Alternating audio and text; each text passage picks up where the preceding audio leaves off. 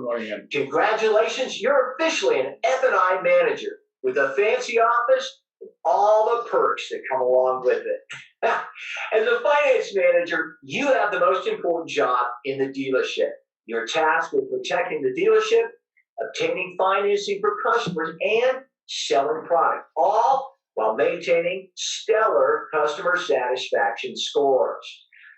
Now, some managers get stuck in the mindset that product sales are their number one priority, but there are some other items that have great importance as well. There are three bedrock responsibilities of a finance manager. Number one, your primary responsibility as a finance manager is to protect the dealership. Now, throughout the years, F&I managers have gotten a bad rap. A few bad apples ruin the reputation of many. Everything from falsifying income and boosting book values to showing fake cash and fake trades in the contract. Not only is this unethical, but it's also illegal. Your dealership has contractual agreements with their lenders, and these agreements contain clauses that protect the lender from any liability associated with unethical practices. It is your job as finance manager to make sure that you're conducting your job ethically and within the guidelines of your agreement with the lender, which in turn keeps your dealer out of court.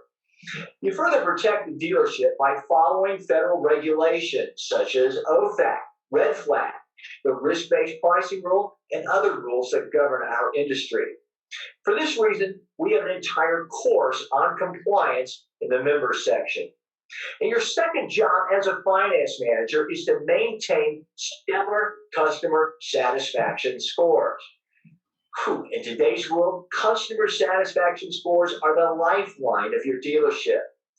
Manufacturers have been known to shut down entire dealerships due to poor scores, and in other cases, restrict inventory. Not to mention, you are one of the last employees that a customer will interact with before leaving the dealership. It is your responsibility to create a favorable impression in their mind and encourage repeat business. Finally, your third responsibility as an F&I manager is to create additional dealership revenue through the sale of F&I products, extended service contracts, GAP, road hazard protection, and more. This, for most of us, is also what our pay plan is based on. First and foremost, you are helping your customers by informing them of the ways in which they can protect their investment.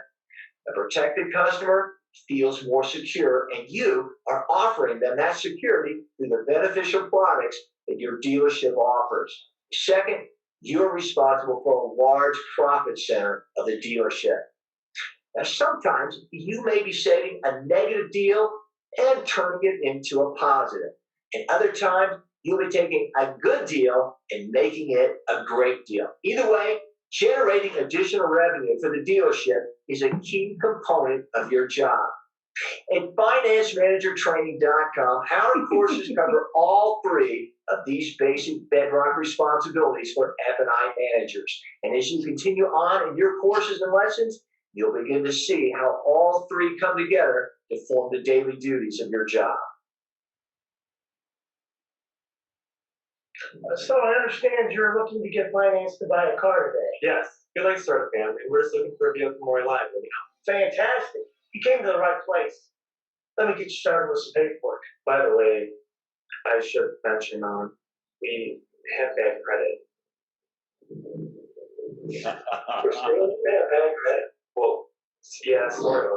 Basically. You're saying you have bad credit? And we don't get it, buddy. The people out there. You got bruises. You got your wife. You should not. That's what you are. Got it right. What are you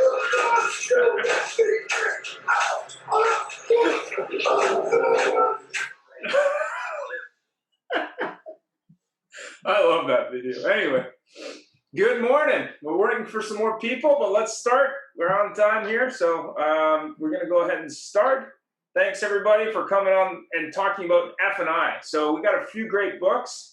I picked a few. Car Dog Millionaire, which I thought was kind of interesting.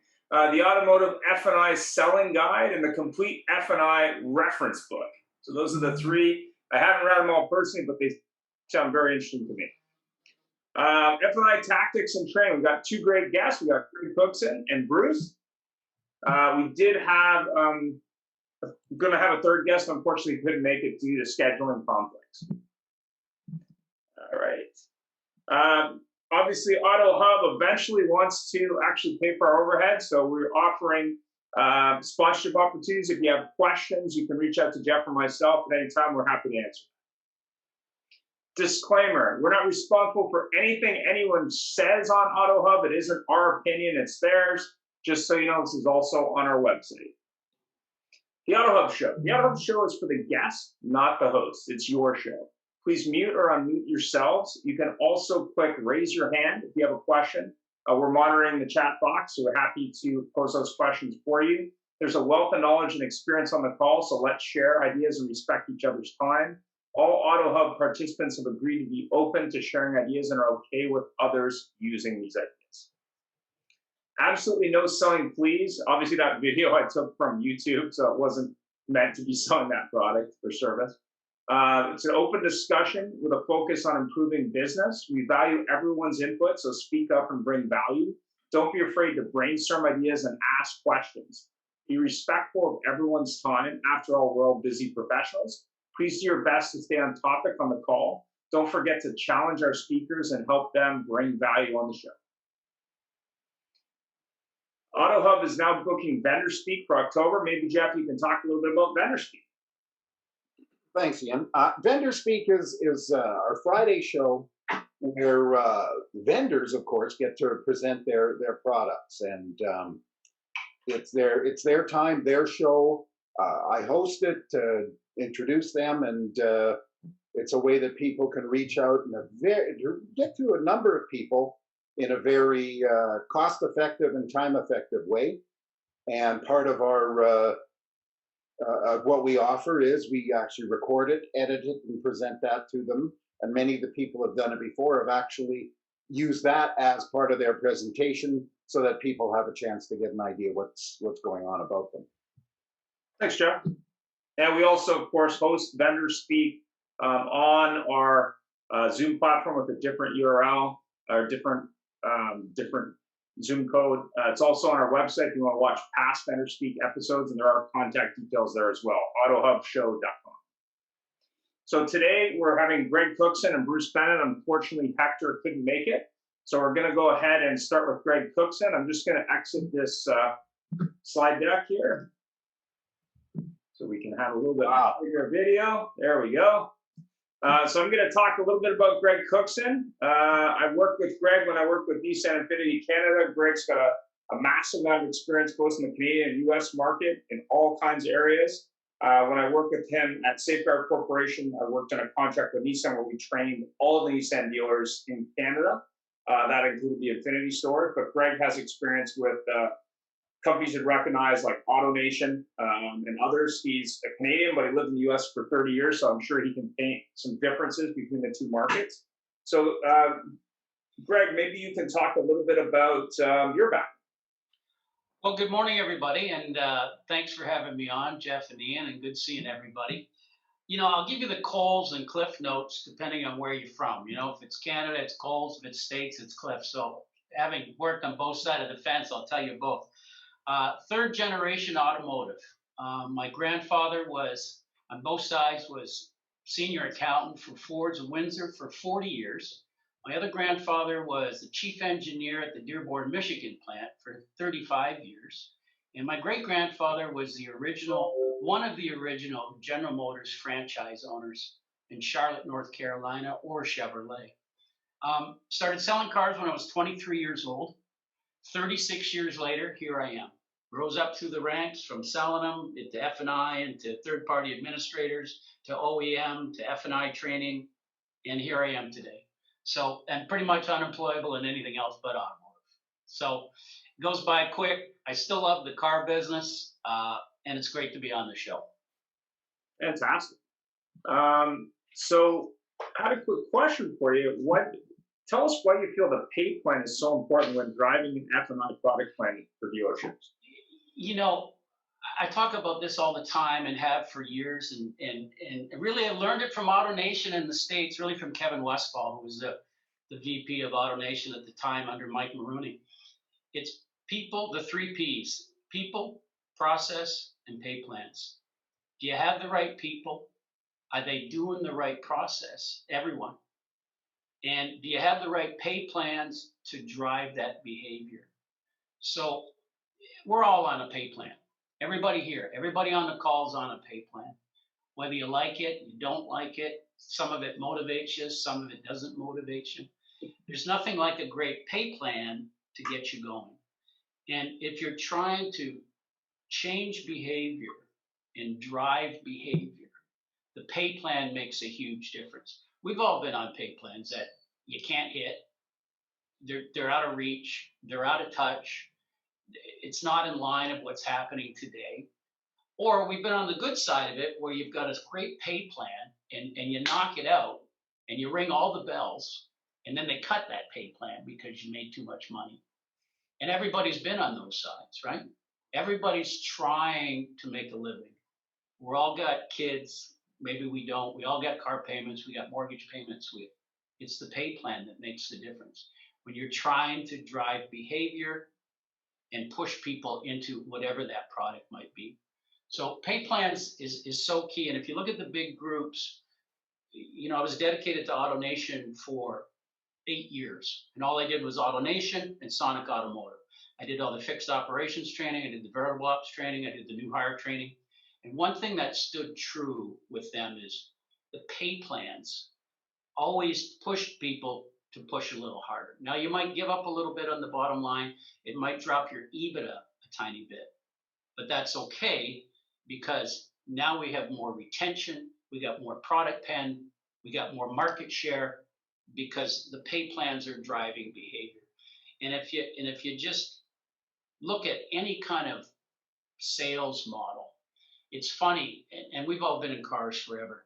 When you put a spiff out there, for argument's sake, which is a form of a pay plan, right? You put a spiff out there for the oldest unit you have. You got an old Accord, it's purple with plaid interior. Nobody wants it, but you put $1,000 on it and it sells. And so I've just dumbed that down just for an obvious example, but great pay plans drive behavior. And that's what we're talking about here is driving behavior. You know, if Bruce wanted to change, if somebody came in and said, look, I got this great new product. Well, you're already set up. You're set up the way you want it. You get the forms the way you like it. You got your third-party administrators the way you like it. You got your email set up. You got everything's done the way you like it. Now, somebody comes in and says, hey, I need you to change because it's a great new widget. And you go, well, why? Why would I change? I'm set in my ways. I got my gap forms the way I want. I got my tire wheel. I got my vehicle service contracts. I got my excess wear and tear. I know how to get funded. I know how everything's done. Why would I change? But if somebody came in and said, look, it's the same, but I'm going to pay you $1,500 more a month or $2,000 more a month if you hit these stared levels. Let's say it's 35% product penetration, 45% product penetration, 50% product penetration. And if I pay you to ring those bells, would that change your behavior? Yeah, it would. Because now you go, okay, widget for widget. It's the same widget. They're working great. It's a third-party administrator, but now I'm going to get paid to sell the same tire and wheel, the same vehicle service contract, the same excess wear, TPP, prepaid maintenance. Doesn't matter what the F&I product is. I'm going to pay you to drive behavior. And that's at the GM level on down, the ownership level on down. If you want to change people and drive product penetration, drive sales, you have to have the pay plan to go with it. Is that? Yeah. But my question, that's though, the short version. looking at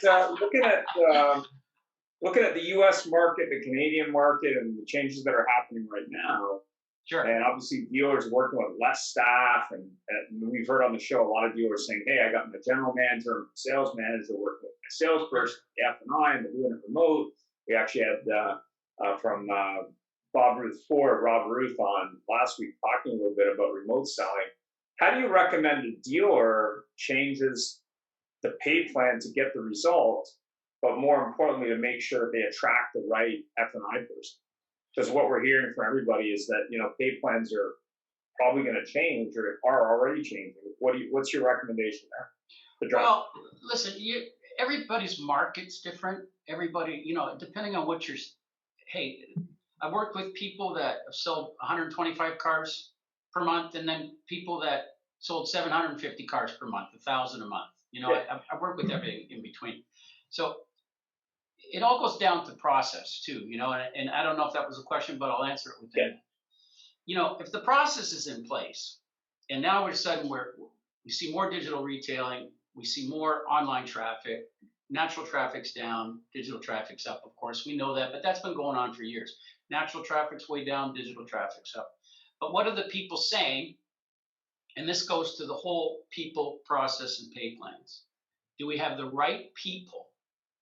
And are we training our people? And the reason I say that is everybody's got a coach. Tiger Woods has got a coach. Rafael Nadal's got a coach. Everybody's got a coach. All pro athletes have a coach. They all have a trainer. And for any of the GMs or people that are on the call, are you coaching your team up? And I mean, I'm not talking about running a Saturday morning sales meeting. I did that in my life. Hey, how many units you got out? What's going on? Are we going to deliver today? How many we're delivering? What's going on? I got a half deal. I'm talking about, are you on the showroom floor doing a walk around with your staff, showing them how to do a VSC presentation or a tire and wheel, and how they can weave that into either their test drive, their walk around, their hood to trunk.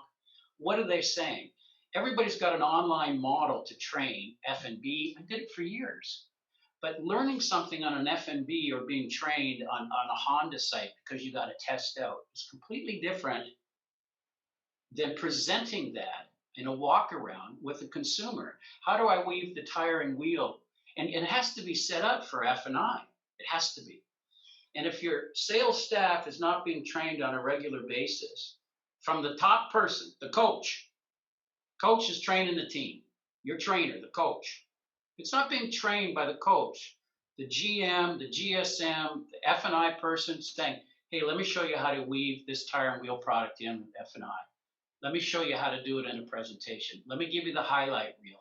You don't have to be an expert, but you have to have some grounded. One of the things I did with AutoNation is I did all the Mercedes-Benz store from Palm Beach to Key West. There was nothing in Key West, but because Safeguard did all the Mercedes-Benz tire and wheel, excess wear and tear, and prepaid maintenance at the OEM at the white label. So I did all that training for tire and wheel. And you could go into a store and pull any sales associate aside and say, hey, can you tell me a little bit about this tire and wheel program, the premier Mercedes-Benz tire and wheel? And they had a word track for it. They knew what they were talking about. They had grounding in it. You don't have to be an expert. But the last thing in today's world is salespeople can't hit the stutter button anymore on products. You look at Route 1, I mean, everybody can sign e-contracting, and it's coming our way. It's behind, but it doesn't matter. You have to have grounding in that product knowledge. So you have to have the right people. And are you training those people? That's key. And I'm not talking about OEM people coming in once a quarter and saying, hey, can you tell me a little bit about this? I mean, weekly training with your sales staff on F&I products. And then how do they weave that in with their either walk around, their hood to trunk, their test drive, their service walk? Doesn't matter. How are they weaving those products in, especially retention products, core products, vehicle service contracts, tire and wheel, gap, prepaid maintenance? Are they weaving those products into their regular presentation?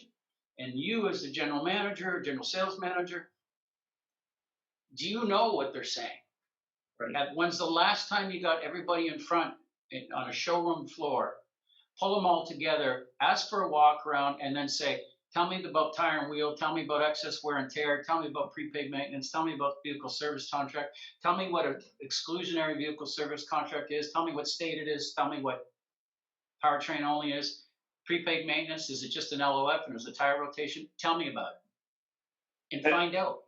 And also, do you think that it's a good idea to connect those salespeople with the products also to the service drive? Because what I found when I was doing training with Nissan was it was great when the finance managers were selling the product or maybe the salespeople were helping the finance managers, but the biggest challenge was when it came to claims, where the service manager didn't really know how to claim these products. Well, Whether it be an OEM product, white label product, or third party. I mean, the biggest complaints I got were from the service director. well, and I hate to say great question, but great question. You know, everybody says great question, but it is a great question. If you're not having a once a month meeting with service and sales, you're doing yourself a disservice. You know, and if you don't have the warranty clerk on your fixed ops meeting with your sales meeting, you're doing yourself a disservice. I always ran meetings with sales and service, fixed and variable, minimum once a month. Talk about the warranty, always the warranty clerk. Hey guys, you're forgetting the last seconds of the VIN on this. I'm so tired of chasing you down for the mileage, whatever it is. You know, and back to pay plans, because it's a nice tie-in. You know, if you're not spiffing the service department at least $1 on vehicle service contracts or more, you're doing yourself a disservice. Because the service department is the new F&I, it just hasn't hit Canada yet. They sell everything out of the US out of F&I, out of service. Everything gets sold out of the lane. I can't even tell you, from prepaid maintenance to vehicle service contracts, and they get paid. Now, it doesn't go into their CP dollars, that's okay, but they get the count, it's retention, they made a friend, the trusted service advisor, you got a 36,000, 3 years, 60,000 kilometer, and 3 years, 36,000 bumper to bumper. I'm in the lane, it's 34,599, and my trusted service advisor says, you know, you're getting ready to run out of warranty here. Let me suggest a couple of extended service contracts, and we'll use GMPP. And here's the GMPP brochure based on your driving. This is what I think you should do. Go talk to Carol in finance. They get spiffed $1.25, $1.50, because the margins are there. And that's what drives behavior. So if you see AutoNation, Sonic Automotive, Group 1, Asbury, Westher, they're running 55, 60% VSC product pen because they're driving behavior. Right. So back to the service part of it, you got to have a service meeting in. Great question. If you're not running a couple of months, sales and service together, an open meeting, not a finger pointing, but just, hey, what can we do to help you folks out? What can we do better to help you guys out? How does it work? And of course, the warranty person, because they got to punch everything to collect the money. How are we doing a warranty? How are the ARs? How are the, you know, how the ARs, how the receivables? Something we can do on our end to make it tighter. And you'll find that there becomes a better synergy, for lack of a better word, between sales and service when you run these dual meetings. And you air the opinion out. If you haven't done it in your life, the first one's usually just a boxing match. You kind of got to mediate and then go from there. Does that answer that one? Yep. I want to ask you this question because you touched on one of my pet peeves. Has always been is why is it dealers don't focus on F&I with the entire store? They focus on salespeople. Ignorance. Yeah, because they focus on setting up the service department. They focus on the service department setting up sales for vehicles. But as you just said, the service department doesn't give a, pardon the term, rat's ass about setting up a warranty unless the there's a big problem with the car and they want to get it, you know, they want them to do the work.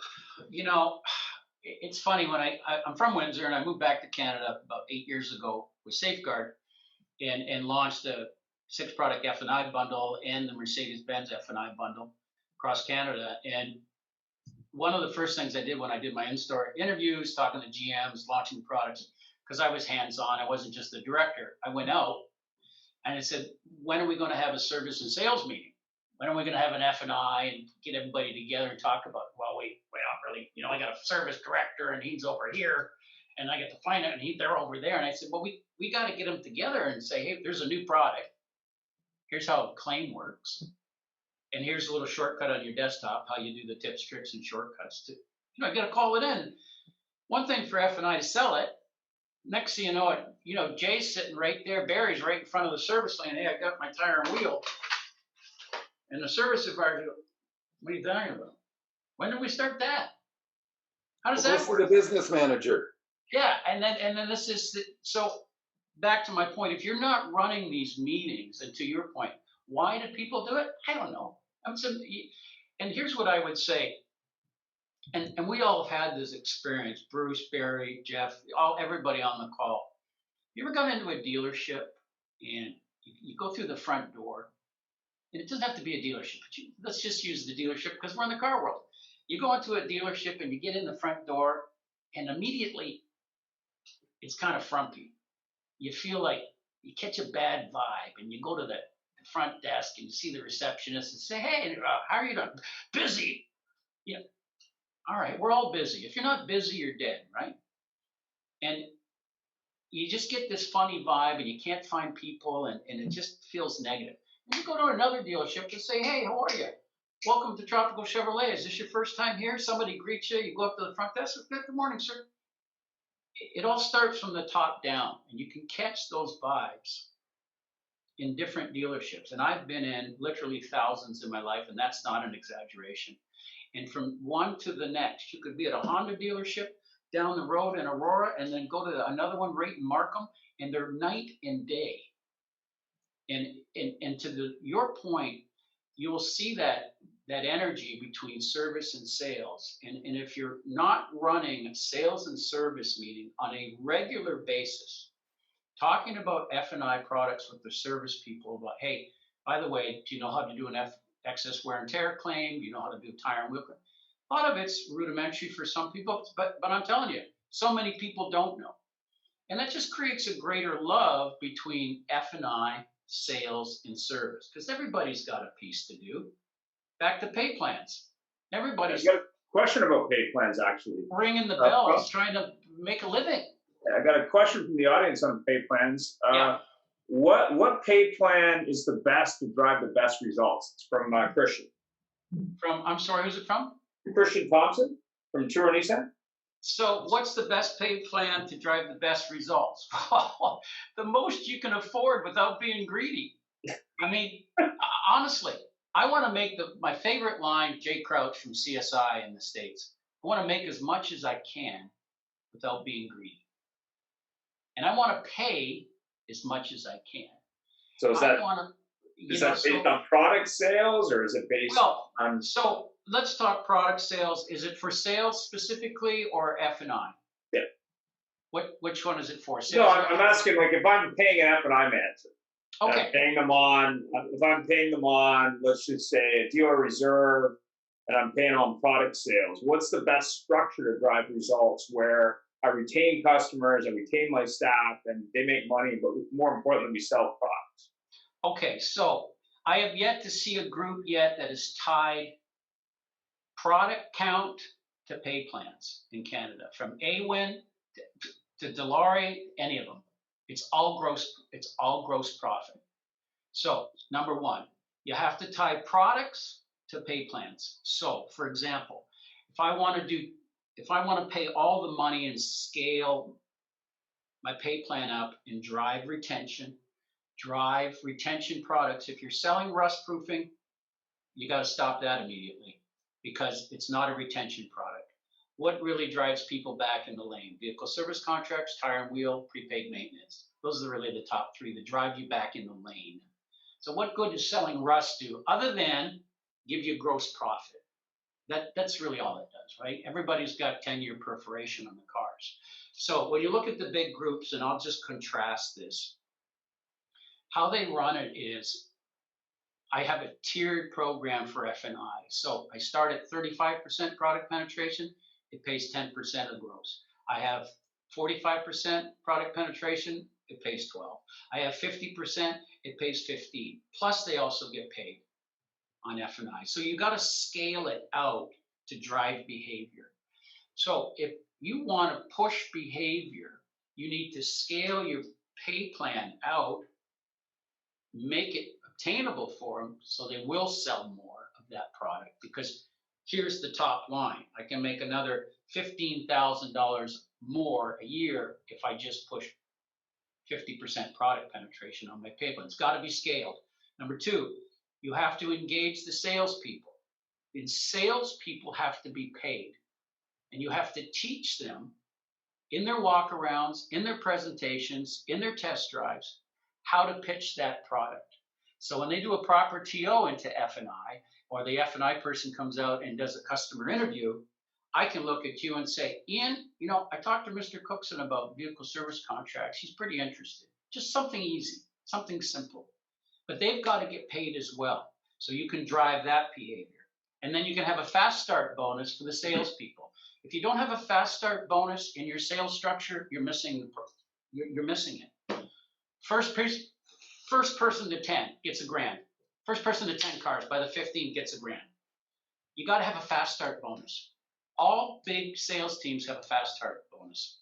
And I'm talking about big sales teams. So even if you just have 10 to 55 people, the biggest team I've worked with is AutoNation Weston Toyota, 55 salespeople on the floor, 10 business managers, 2 directors, 3 delivering 850 new and used Toyotas a month. The fast start bonus is $2,000. So people are just pounding it to get out there. Now, what's going to happen? You're going to have the highs and lows. You're going to have everything, but you're going to have enough sales to certainly pay for that. And the enthusiasm is fantastic.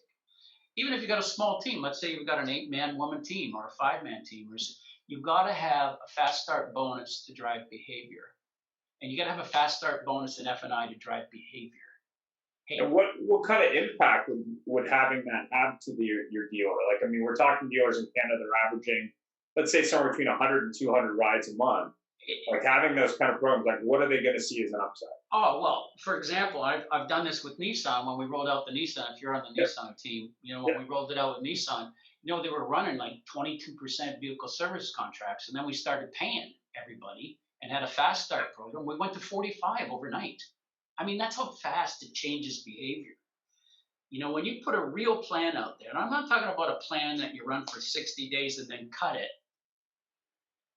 That's the worst mistake you can make. Yeah.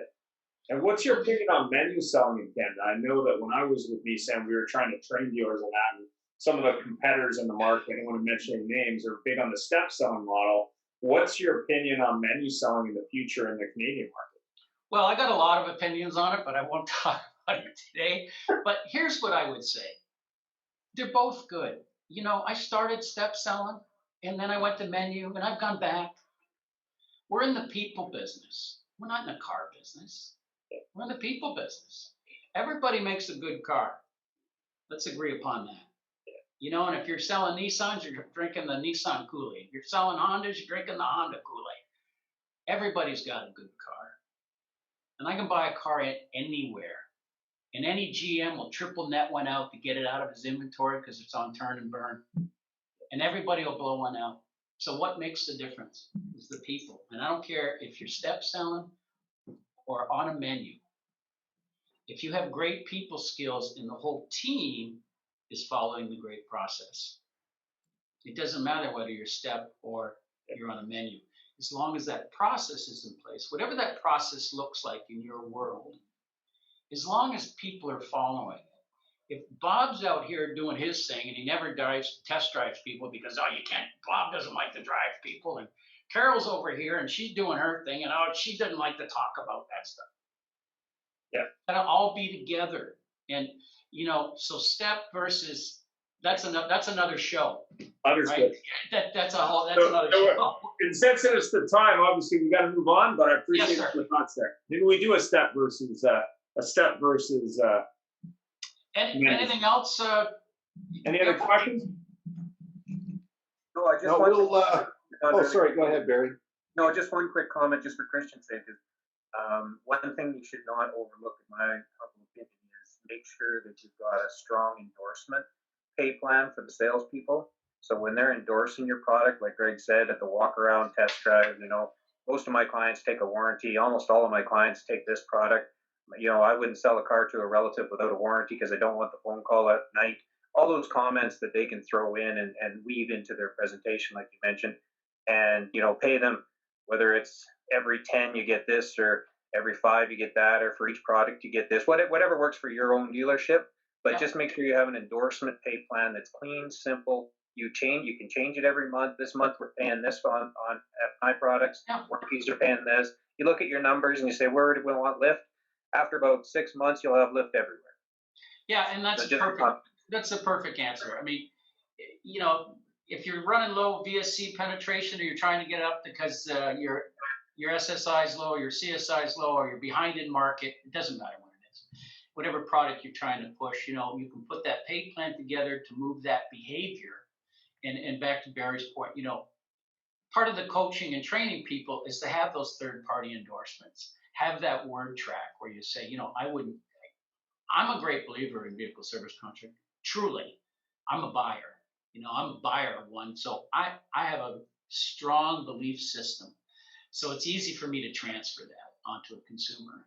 So, because I have one and I love it and I've used it, and there's a million examples. Back to the service and sales meetings. It's always great to get an RO. It's always great to get an RO. I always laminated my ROs and say, hey, had you not had the vehicle service contracts, it would have run you $2,200 today. And that's standard practice. It should be for all service advisors when they're showing why buy a vehicle service contract. Mr. and Mrs. Customer came in, they didn't have it, it's $2,300. You have it, it's nothing today, zero deductible, it's a paperless transaction. So when you have a sales and service meeting all the time, your service advisors, they got some great selling tools. They know what to say. You know, so Greg, I need to we need to move on, unfortunately. Pardon? Forgive me for cutting in there. We need to move on. I see Bruce is sitting there. He's getting closer to the screen than not. Thanks, Bruce. Okay, we're good gonna. enough. Thank you, everybody. Appreciate it. Yeah. Well, we'll come back to you. Don't worry. Okay, it's not over yet? Oh, it's not over yet. So our next guest is Bruce Bennett, President and CEO of Drive Finance Company, a subprime company, and frankly, he's the first subprime guy I've ever met with a heart. I met Bruce way back when he was my rep at Toyota Financial Services, and got smart and got rid of the corporate world and the safety of the world and jumped into the land of risk. And we had a chat the other day where he says, yeah, I'm not going to put in people into 96-month finance. I want them to be able to get out of this car one day. So Bruce, tell us a little about yourself. We've got some questions for you, and go for it. Jeff and Ian, thanks for having me on. A little bit about my background. I've been, I was with 17 years with Toyota Credit. I started when the company was only 4 years old into Canada. So kind of part of the pioneer of establishing Toyota Credit in Canada. I had many roles. Started as a credit analyst, was a credit manager for Western Canada, a dealer relations manager, kind of many other roles. And after that, I left when TD Auto Finance started in wholesale financing. I took a commercial credit position and looked after Manitoba and BC when they rolled out the floor plan. And about 6 years ago, I started my own finance company. So about 25 years in the auto industry in various roles. I hear Greg speak a lot about training. I did a lot of lease training, a lot of lease renewal training, a lot of the stuff that he talks about was very much the same types of things that we were talking about with lease renewal. So pardon me, Bruce. Bruce, pardon me. We got a little bit of an audio issue there. okay. Maybe if you just lean back a little bit, and I know we told you before to lean forward because we couldn't hear you. You want me to lean back or forward? That's fine, actually. It's better. It was just there's a lot of variance in the audio. Okay, sorry about that. Yeah, that's okay. It's not your fault. Yeah, so that's it in a nutshell. Perfect. So, Bruce, a lot of dealerships are struggling with the topic of subprime. And some of them say we don't do it. I actually know a Chrysler store that doesn't do subprime, which is shocking. Should every dealer be prepared for subprime? And what are the best practices you recommend they need to be successful? Yeah, I mean, it's pretty hard to ignore non-prime, being that you're looking at 25 to 30% of consumers now are either near prime or subprime. So for any dealership to be able to ignore that many customers would be very, very challenging. Obviously, if you're a high-end Land Rover store, you're probably not seeing a lot of non-prime customers. But if you're specifically a Chrysler store, a GM store, a Ford store, you're definitely seeing non-prime customers. We see a lot of non-prime customers in the Korean stores. And surprisingly, with my background with Toyota, it's surprising how many customers are either in Toyota stores, they're in Honda stores. So dealerships really do need to have some process, and it's going to be different for different dealers depending on the volume and what their process plan, people, all of those things come into play when they look at best practices. We have we deal with large dealer groups that have dedicated non-prime departments that specifically on the front end and the back end, and they work well within bigger groups because they can pull product from different stores if they're in the same location. I've seen other scenarios where it doesn't work. If you're in a smaller store, you might only have one or two business managers. What I can tell you though is there's a lot of dealerships that even when we go in and call on them, they say, well, we don't do a lot of non-prime, and then you ask the business manager, well, hey, can I have a look at your debt file? Every dealership I've gone into has a debt file, and you start to go through that, and you start to see, well, here's a customer you would buy, here's a customer that you would buy. What happened to this customer? So 30%, 50 or 25 to 30% is a pretty good number. So if you're not, focusing on that, if they're not buying from you, they're buying somewhere else. Right. I hear a lot in the market that non-prime customers can be difficult, time-consuming, and result in lower grosses. Is that the case? Is it really worth the effort? What's your opinion? Well, it's definitely worth the effort. It can be a little bit more challenging and time-consuming. I talked to a fellow yesterday, a new F&I manager that we were dealing with following up after his first delivery. And we always get we want to make sure that the dealerships are making gross, but not, we have a balance between the customer and the dealership as far as grosses. Obviously, they're not, they're a little bit scaled back. We have restrictions on advance, sometimes restrictions on warranties as far as the maximum advance that we'll pay out, or including the financing. So we always want to make sure that the dealership's happy with the experience. And I was talking with the fellow, and he said he was actually more excited about how happy the customer was than he was about what the gross was. And he said, well, I actually got 4 referrals from this customer. He was so happy that we were able to help help him, that he got a bunch of referral business from him as well. You will find in the industry that non-prime customers tend to be the loyalists, in the sense that you're helping them, at a point where they're vulnerable and that they're in a position where they need help and guidance. And if you can help them through that, typically this is just the first step to your next sale with the customer. So it's definitely an area that dealerships can be more farmers. They can farm their customer base as opposed to hunters looking for the big grosses. So how often would your average non-prime customer change you versus the general population? Well, we typically see most of our customers where the dealership has a defined process and are taking customers out anywhere from 18 to 24 months. Wow. We have a maximum 60-month term, and we offer a lease product that definitely gives you, you're not financing the tax, so you can tend to trade the customer out a little bit early. Typically after 18 to 24 months, there may be a little bit of negative equity, but most of the other sources for near prime are quite happy to take that on if they've shown good repayment. And I have a lot of stores that that I work with that maybe play around in non-prime. So maybe they're a Honda store, they're a Toyota store, or they're a Nissan store, or whatever. And they have an interest in it, but it's not really a big part of what they do.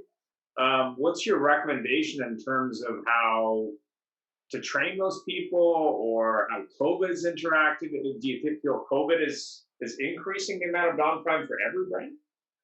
Well, two questions, good questions. First off, what a dealership should do, you kind of have to have buy-in from all departments. And certainly if you get buy-in from the dealer principal or GM level down, that's very important. We've gone in and talked to finance managers that want to do non-prime, but have a conflict where the sales manager won't stock the kind of vehicles or a few of the vehicles that they need to stock in for that. Greg talked about pay plan.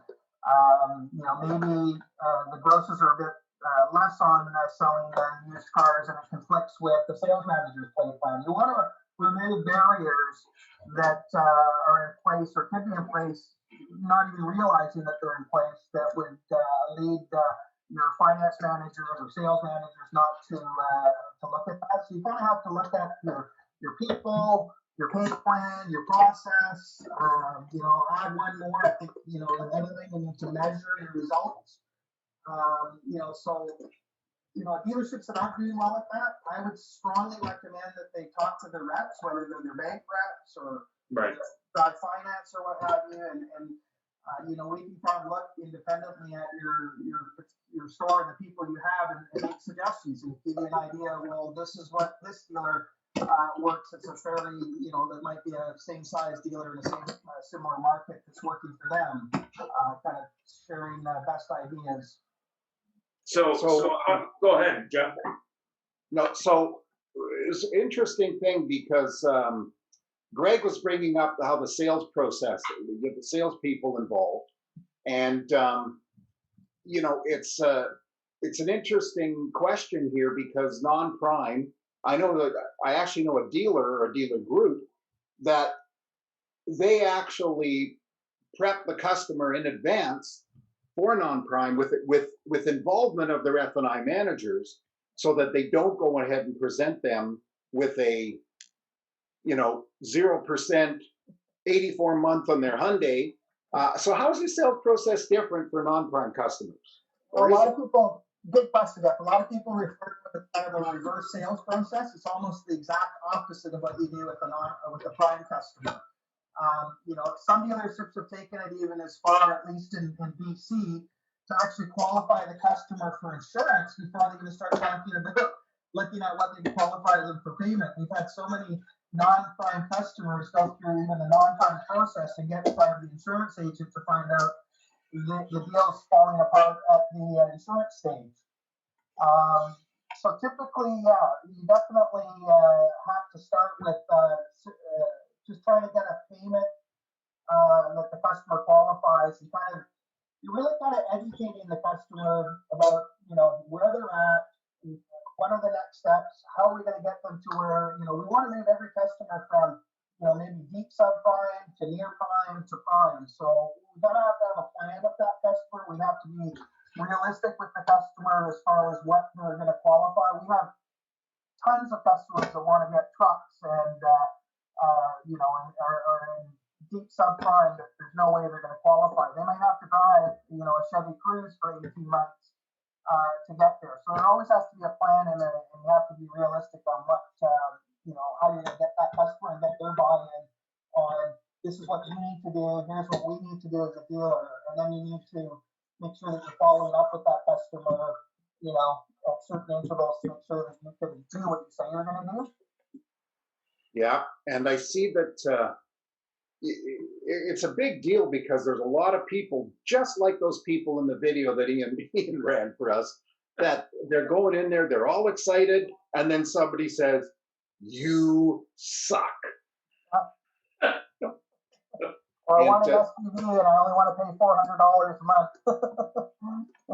Right. Even better than that, it's the F-350 with a lift for $450 a month. So we like to ask this of every guest, and just moving along here. What impact do you think COVID has had on F&I, and Bruce specifically on subprime? Well, certainly we've seen the used market heat up quite a bit. What I'm hearing from most of the dealers that I talk with, it's right now a lot of dealers are scrambling to find good used cars. We definitely went through a period where March and April were very were tough months. We were more focused on dealing with customer needs. Like a lot of customers were looking for deferrals. We didn't really have a scenario set up for deferrals. We didn't think we'd ever be offering a non-prime customer a deferral Here we are scrambling with our back-end vendors to develop a scenario where we could offer certain customers deferrals. So we were kind of entrenched more in adapting to the customers' needs during those 2 months, and sales kind of fell off. Dealerships were trying the virtual showrooms, which is hard to sell a used car in a virtual showroom for dealerships that typically have walk-in traffic. It was an adjustment for a lot of dealerships as well. But yeah, after that, I think we had solid May, and then June was very good. July was good, so things have really picked up. And definitely, from what we're talking from dealers, is used seems to be driving, a lot of sales for them. So the dealerships that were strong, good used dealerships before COVID are doing quite well. Dealerships that maybe survive more on the new or having to adapt and try to be better at used. So yeah, we've seen definitely things turning around, and hopefully that's continues. Just a quick question, Bruce. What kind of cadence would you suggest on subprime in how often you should be reaching out to see if you could lower their payments, get them into a different car, drop their interest rate? What would you suggest for somebody who's interested in getting into this market or in it but would like to improve? I know every case is different, and I'm not going to go there, but just a general cadence to reach out to your database to say, hey, you've been making your payments, good for you. We'd like to look and see if we can get you out of 18% down to 11%. Maybe just some comment on that. Yeah, I mean, it's going to be different for every customer in every scenario. Like, one of the things that is obviously is going to be within the customer's control when they go out on the vehicle is mileage and the condition that you keep the vehicle in. We have some customers, unfortunately, that we put out or have gotten out that drive twice as much as the average Canadian, and it's going to be much more difficult to pull them out in 18 to 24 months. We have had some successful used car dealerships that consistently call after 12 months. They already have it in their CRM follow-up tool to pull customers out early.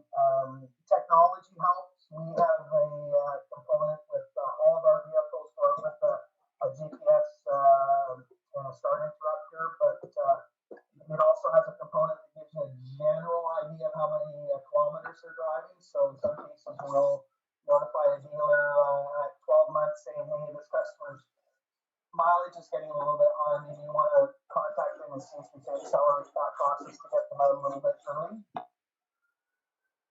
So, but definitely 18 to 24 months.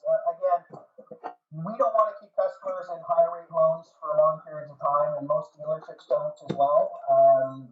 And banks are getting very, very aggressive. So, I was surprised too that you can get customers out that early, but definitely that's what we're seeing. It's interesting. Thank you. And Greg, what's your thought on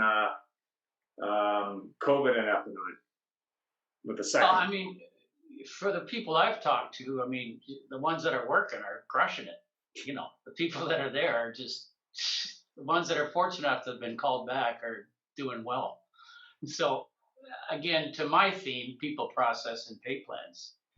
Good times, bad times. This is why you need the right people doing the right process with the right pay plans. So regardless of good environment, poor environment, ups, downs, because we're going to have that in the car business. This is just strange. But for the people that are at work, I talked to my friends over at Barrie Honda. Now they're down to half staff, but each salesperson's selling 23, 24 cars, and the F&I manager's spinning 70, 80 deals. So everybody's making a check that's fortunate enough to be back to work. So, I think the thing going forward for F&I and for everybody, it's just inventory. It's just inventory. So, Greg, I'm an optimist. I hope. I have to make a comment about this other dealer that you just mentioned. Everybody's doing 23 or 24 cars. I think they're losing business. They don't have enough staff. Hey, that could be true too. But one of the biggest things that I talk about this all the time. some of the most important people in the dealership is a kick-in receptionist. And the thing they've done, the kick-in receptionist, that really, I mean, that's a tough job.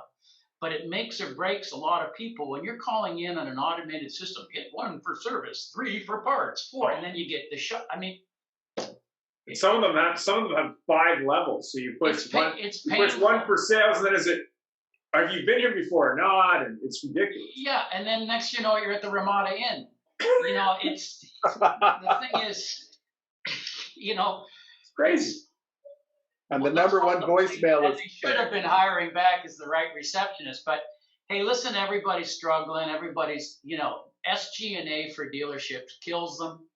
So, you know, when you're looking at SG&A and they're trying to, you know, manage the payroll, yes, they cutting corners, yeah, but you know, they're not turning that many people away. The feedback I'm getting from the men and women on the street is that the consumers actually become more tolerant because of these times. So I like to see everybody back at work because, you know, I'm a capitalist. And so I like to see everybody working, and it's a struggle for people. So the ones that are fortunate enough to come back to work, that have been called back to work, COVID really hasn't hurt them that much from what I'm hearing, talking to the men and women doing the heavy lifting on the streets, you know. So tell me something, actually, I'll direct this to Bruce very quickly, and then we got to move on, gentlemen. We try to keep it to within an hour. But, and Greg, perhaps you just pipe in at the end.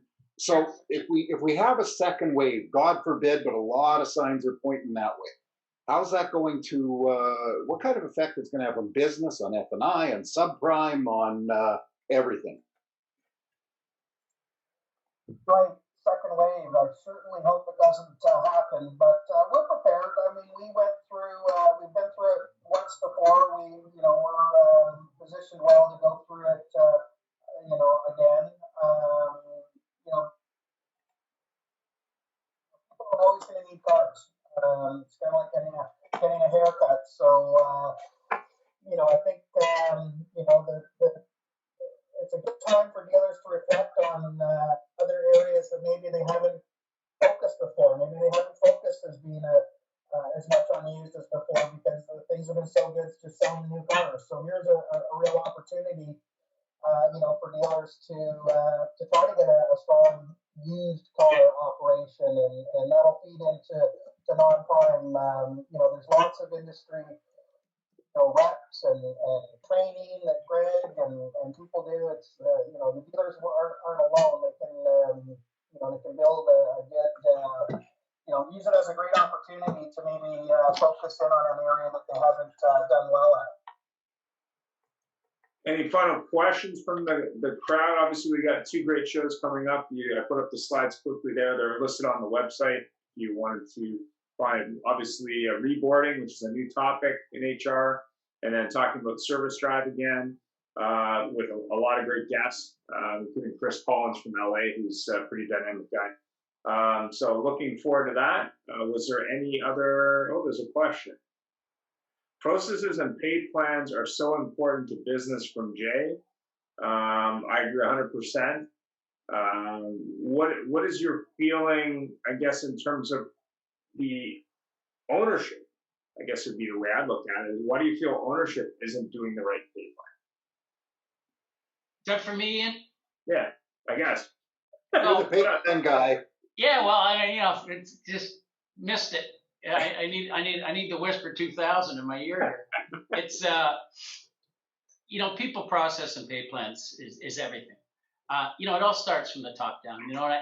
And when I said who's coaching the team up, everybody needs a coach, right? And who's the head coach in most dealerships? The GM or the dealer principal. If it's a hands-on dealer principal, smaller store, like a Whitby Hyundai, where he's everything. It still starts from the top, and if you don't understand the products, get somebody who does. Lots of GMs aren't really great at their products. It's just the way it is. And if you need help with pay plans, I'll help anybody with the pay plan free of charge, and I can give you some parameters to work within. Well, I have to tell you something, Greg. That's such a big deal because my experience has been that so many dealer principals or owners, they'll manage from the bottom line up, and they'll look at their pay plans and they'll say, well, wait a minute, I need to make this, so where can I, oh, you know what, we won't give spiffs because it's the salesperson's job to set up the business office. Yeah, and those days are gone when they say, you know, hey, it's part of your job. It's over. You know, if I'm an owner, I take a little bit less and drive top line revenue. If you're driving top line revenue, everybody's happy. I mean, everyone's happy from the bottom down, and the owner's still going to Tahoe. He might not be staying in Deer Valley, but he's still going to Tahoe. Oh, by the way, the border's closed. They ain't going to Tahoe right now. They're going to Whistler. You can't go anymore. Or Blue Hill, not Blue Blue Mountain? Yeah. No, Blue Hill. This is out west. It's a hill. It's top down. The GM or the VP's got to take ownership of it, and they've got to, you know, I have seen this so many times in my life, how the right pay plan changes everything, and the right process, of course, because you need that process in place to keep the volume moving. And when everybody's on the same page, just like a team, when everybody's on the same page, you know, it just makes a huge difference. It's really night and day. So. Since the time the call wraps at 9, so we're done. So thanks very much to everybody. And of course, Bruce and Greg, if you want to stay on for a couple minutes, we can definitely talk about that. Sure will. Thanks everybody for attending. Thanks, Jay, for your input. Christian, Jim, nice to see you again. And no Corvette. Thanks, everybody. Disappointed again. I'm heartbroken. Did you send him a picture of your Corvette that you bought? There you go. There you go. Oh, that's nice. All right, just a minute there. The funny problem was I just moved, and so I had a problem with my video with my my internet connection. So I've been videoless. That's my story. I'm sticking to it. Yeah, there's lots of stuff that's useful, including microphones, but I'm actually going to be doing a call this week with a guy in Australia that they do like virtual shows basically with teleprompters and all kinds of gear. So I'll share some tips after I have that call with him. He's in Australia, but he's got all kinds of recommendations. Have a good week. Yeah, a good microphone is worth every dollar. A good microphone is worth every dollar. Yeah. Highly recommend.